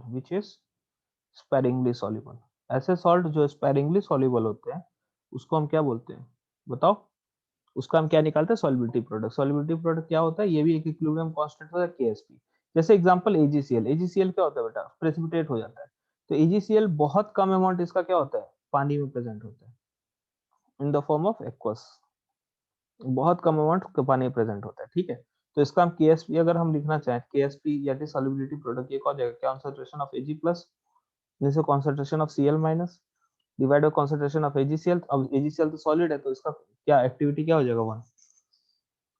अब यहाँ पे KSP इक्वल टू हम लिख सकते हैं Ag प्लस को और कॉन्सेंट्रेशन ऑफ Ag प्लस और कॉन्सेंट्रेशन ऑफ Cl माइनस, यहाँ तो बराबर होगा और इसको हम लिख सकते हैं S के equal, where S is solubility. ऐसी सॉल्युबिलिटी, यहाँ पे जो कॉन्सेंट्रेशन होता है Ag प्लस Cl माइनस को सॉल्युबिलिटी बोला जाता है, इसको S से रिप्रेजेंट किया जाता है। तो यहाँ पे क्या हो जाएगा? S KSP equal to S square, तो S equal to under root KSP। अब इसी की जगह मान लो कोई और सॉल्ट होता, जैसे मान लो CuCl2, तो वहां पे क्या हो जाता है? S into S square. ठीक है, तो उसके हिसाब से आपको चेंज करना पड़ेगा, बेसिक यही होता है। ठीक है, अब इसमें जो सवाल आते हैं नॉर्मली वो सवाल इस तरह के आते हैं, ठीक है, कि या तो आपको सॉल्युबिलिटी निकालना होगा तो सिंपल इस फॉर्मूला से निकाल लोगे, या फिर आपको जो मेन सवाल जो आते हैं, थोड़े से अच्छे सवाल जो आते हैं, ये आते हैं कि आपको एक सॉल्ट दे देगा, ठीक है, और उसके बाद बोल देगा कि ये क्या, ये पानी में प्रेसिपिटेट होगा कि नहीं होगा। ठीक है, इस तरह के सवाल आते हैं। ठीक है, कि ये पानी में प्रेसिपिटेट होगा कि नहीं होगा। ठीक है, जस्ट लाइक कि मैं आपको एक सवाल देता हूँ, ठीक है, सवाल देता हूँ, आप चाहो तो पॉज करके इसको बना सकते हो, ठीक है, नहीं तो डायरेक्ट मैं जो सॉल्यूशन लिख रहा हूँ इसको समझ के आप आगे के सवाल को कर सकते हो, वो आप पे डिपेंड करता है, आपकी आजादी है, आप जैसे आपको करने का मन हो आप उसको कर लो। ठीक है, ओके, तो जैसे मान लो एक सवाल मैं देता हूँ आपको, 25 ml of 4 into 10 to the power minus of 5 molar solution of BaNO3 का whole twice is mixed with 500 ml of 5 into 10 to the power minus 5 molar। ये सवाल, इस तरह के सवाल बहुत आते हैं। ठीक है, 5 into 10 power minus 5 molar solution of Na2SO4 will a precipitate of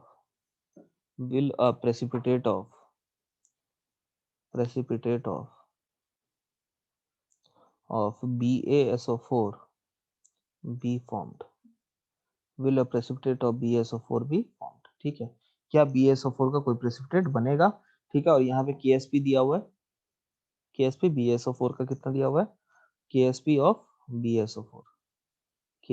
BaSO4 is equal to 1.08 into 10 to the power minus of 10 molar square. ठीक है, ये आपको KSP का वैल्यू दे रखा है। ठीक है, तो ये आपकी ओवरऑल सिचुएशन है।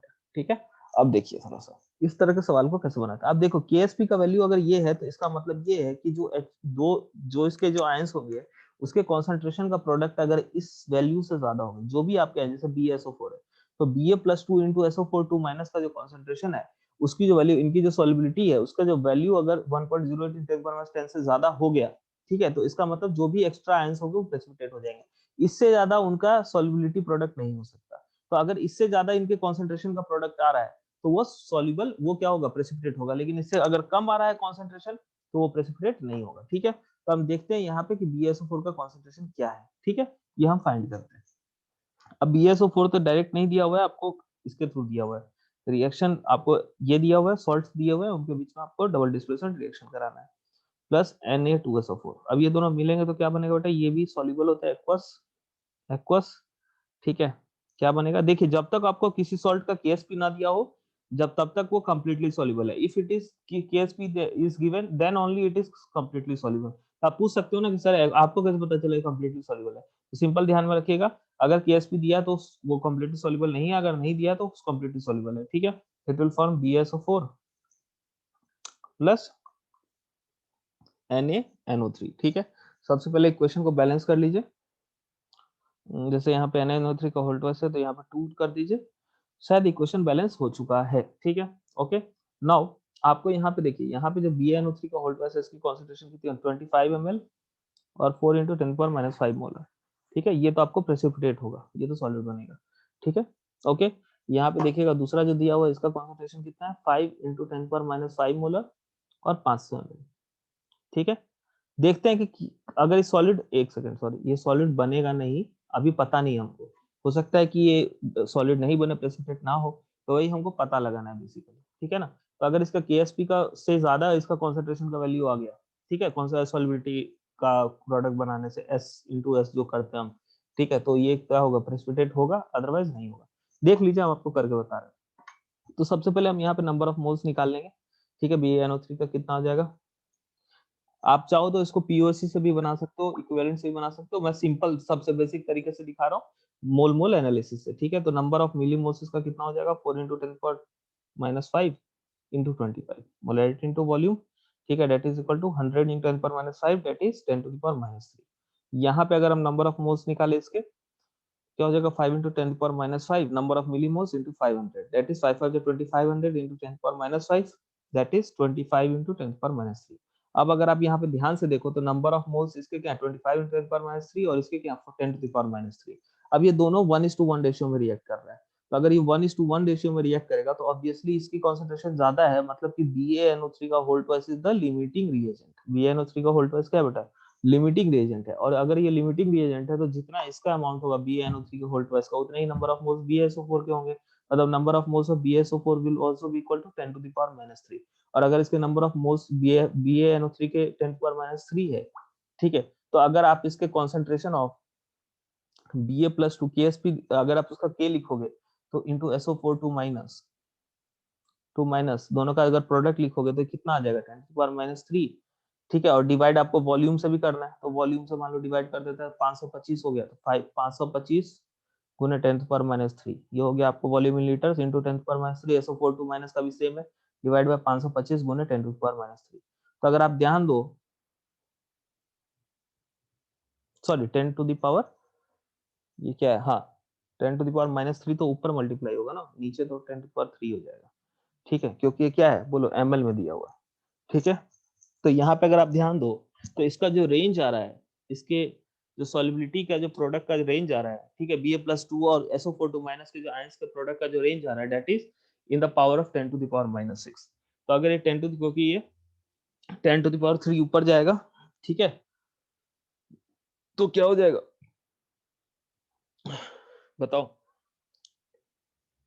अगर ये 10⁻3 ऊपर जाएगा तो यहाँ पे क्या हो जाएगा आपको बताओ, ये 10⁻⁻6 के रेंज में आ जाएगा, ठीक है। तो यहाँ पे अगर आप देखो तो इसके 10⁻⁻6 के रेंज में आ रहा है, ये कुछ गलती हुई है क्या यहाँ पे, एक सेकंड बेटा, यहाँ पे 10⁻3 ये नंबर ऑफ मोल्स निकाले, ये इसके नंबर ऑफ मोल्स निकाले, तो ये इसके नंबर ऑफ मोल्स 10⁻3 हो गए, कोई दिक्कत वाली बात नहीं है, ठीक है। अब इसका अगर कॉन्सेंट्रेशन निकालेंगे तो कितना आ जाएगा, ये कितना दिया हुआ है 10⁻⁻10 दिया हुआ है ना, एक सेकंड, ये दिया हुआ है 10⁻⁻10, ठीक है। तो अगर KSP का वैल्यू Ba+2 का वैल्यू अगर इससे कम आ रहा है, ठीक है, हाँ सही है, सॉरी सॉरी सॉरी, यहाँ पे थोड़ा सा 10⁻⁻6 के रेंज में कैसा आएगा, ये देखिए यहाँ पे जो 10⁻⁻3 आ रहा है, ये मिली मोल्स आ रहा है ना, वही मैं सोच रहा था कि ये तो ऊपर नीचे कैंसिल आउट हो जाएगा, यहाँ पे तो ये बेटा, एक सेकंड फिर से देखिएगा थोड़ा सा, बस छोटा सा कैलकुलेशन मिस्टेक है और कुछ भी नहीं, यहाँ देखिए 10 टू द पावर -3 क्या है, मिलीमोल्स है। 10 टू द पावर -3 मिलीमोल्स मतलब क्या हो गया, बताओ, 10 टू द पावर -6 मोल्स हो गए, ठीक है। तो यहाँ पे अगर मान लो मोल्स इसके इतने हो गए, ठीक है, तो अगर इसकी कॉन्सेंट्रेशन की बात करो तो कितनी आ जाएगी, BaSO4 की 10 power -6 divide by total volume that is 5.25 ml into ml को लीटर में चेंज करो तो फिर से 10 पावर -3, तो ये आपको आ जाएगा 10 टू द पावर -3 बाई 525, ठीक है। तो अगर आप Ba+2 की कॉन्सेंट्रेशन निकालो तो BaSO4 कितनी है, तो Ba+2 की भी हो जाएगी 10 to the power -3 divide by 525। उसी तरह SO4 माइनस की भी हो जाएगी 10 to the power -3 divide by 525। ये कम आ रहा है ना 10 टू द पावर -6, यहाँ प्रेसिपिटेट नहीं होना चाहिए, कहीं कुछ कैलकुलेशन मिस्टेक हो रही है। ये 10 टू द पावर -3 हो गया 10 टू द पावर 25 10 पावर -3, इसके हिसाब से BaSO4 का बना, तो इसके 10 टू द पावर -6 मोल्स आए, ठीक है। तो इसके 10 टू द पावर, इसका क्या गलती हो रहा है यहाँ पे, -6 मोल्स अगर आए, मिली मोल्स थे इसके 10 टू द पावर, ये ना मिली मोल्स आ रहे थे इसके 10 to the power -3 milli moles, और ये आ रहे थे 25 10 पावर -3 मिली मोल्स, ठीक है, क्योंकि मोलैरिटी को इनटू हम क्या कर रहे थे, मिलीलीटर में वॉल्यूम था, ठीक है। ओके, तो यहाँ से आपका 10 पावर -3 मिली मोल, तो इसको अगर हम मोल्स में चेंज करेंगे तो that is equal to 10 power -6, और यहाँ पे या क्या, number of moles divide by liters of solution, तो यहाँ पे क्या है आपका 10 to the power -6 divide by कितना हो जाएगा, बताओ, 525 इंटू 10 पावर -3, तो यहाँ से आ रहा है आपको 10 पावर -3 इंटू 525, अच्छा, तो ये हो जाएगा आपको 10 पावर -6 डिवाइड बाय 525, ठीक है। अच्छा, सही है, सही है, सही है, कोई दिक्कत नहीं है। मैं तो ये तो 525 है ना बेटा, तो 1 बाय 525 क्या हो जाएगा, बताओ, यहाँ पे रेंज किसका आ जाएगा, 10 टू द पावर -11 के रेंज में आ जाएगा। ये तो 1 बाय 525 है ना, तो इसका वैल्यू क्या आएगा, 10 टू द पावर -3 के रेंज में ही तो आएगा, सब सही किया था।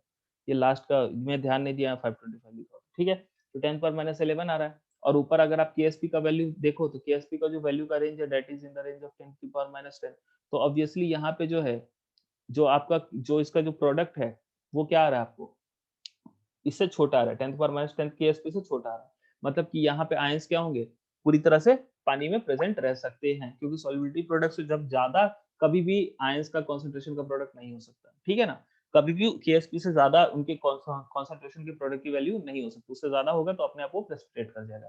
तो इसका आंसर क्या होगा, बोलो, here no precipitation will occur, ठीक है। यहाँ पे क्या हो जाएगा, where no precipitation will occur, ठीक है। बहुत ही आसान क्वेश्चन, ठीक है, और इस टाइप के क्वेश्चन पूछे जाने की चांसेस है, ठीक है। तो आप सिंपल यही तरीके से बनाओगे जैसा मैंने आपको बताया, ठीक है। और ये छोटे छोटे मिस्टेक जैसे 525 है, ध्यान से निकल गया तो इस चीज को ध्यान में रखिएगा, 525 है तो 1 बाय 525, ठीक है। सिंपल कैलकुलेशन मिस्टेक था, but we found it and got the answer, okay. चलिए, तो ये आपको हो गया इसका आंसर, ठीक है। तो इसी के साथ आपका एनिक इक्विलिब्रियम का रिवीजन खत्म होता है, और आई होप कि आपको सारी चीजें समझ में आ जाएंगी, और जो भी चीजों में और कुछ आपको जानना हो, जानकारी हो, तो आप जानकारी जानना हो तो पूछ लीजिएगा, मैं आपको बता दूंगा, आप मेरे को व्हाट्सएप पे मैसेज कर सकते हैं, इसके लिए कोई प्रॉब्लम वाली बात नहीं है, ठीक है। तो इसी के साथ आपका ये खत्म होता है। अच्छा, एक और पार्ट है आपको टाइट्रेशन, तो टाइट्रेशन आप देखो, टाइट्रेशन आप सिंपली जो मोल कॉन्सेप्ट में जो बेसिक टाइट्रेशन आपने पढ़ा है एसिड बेस, उसको थोड़ा सा आप रिवाइज कर लीजिएगा, इसको मैं आपको अलग से एक अलग वीडियो में बता दूंगा, ठीक है। तो thank you very much, that's all for the ionic equilibrium.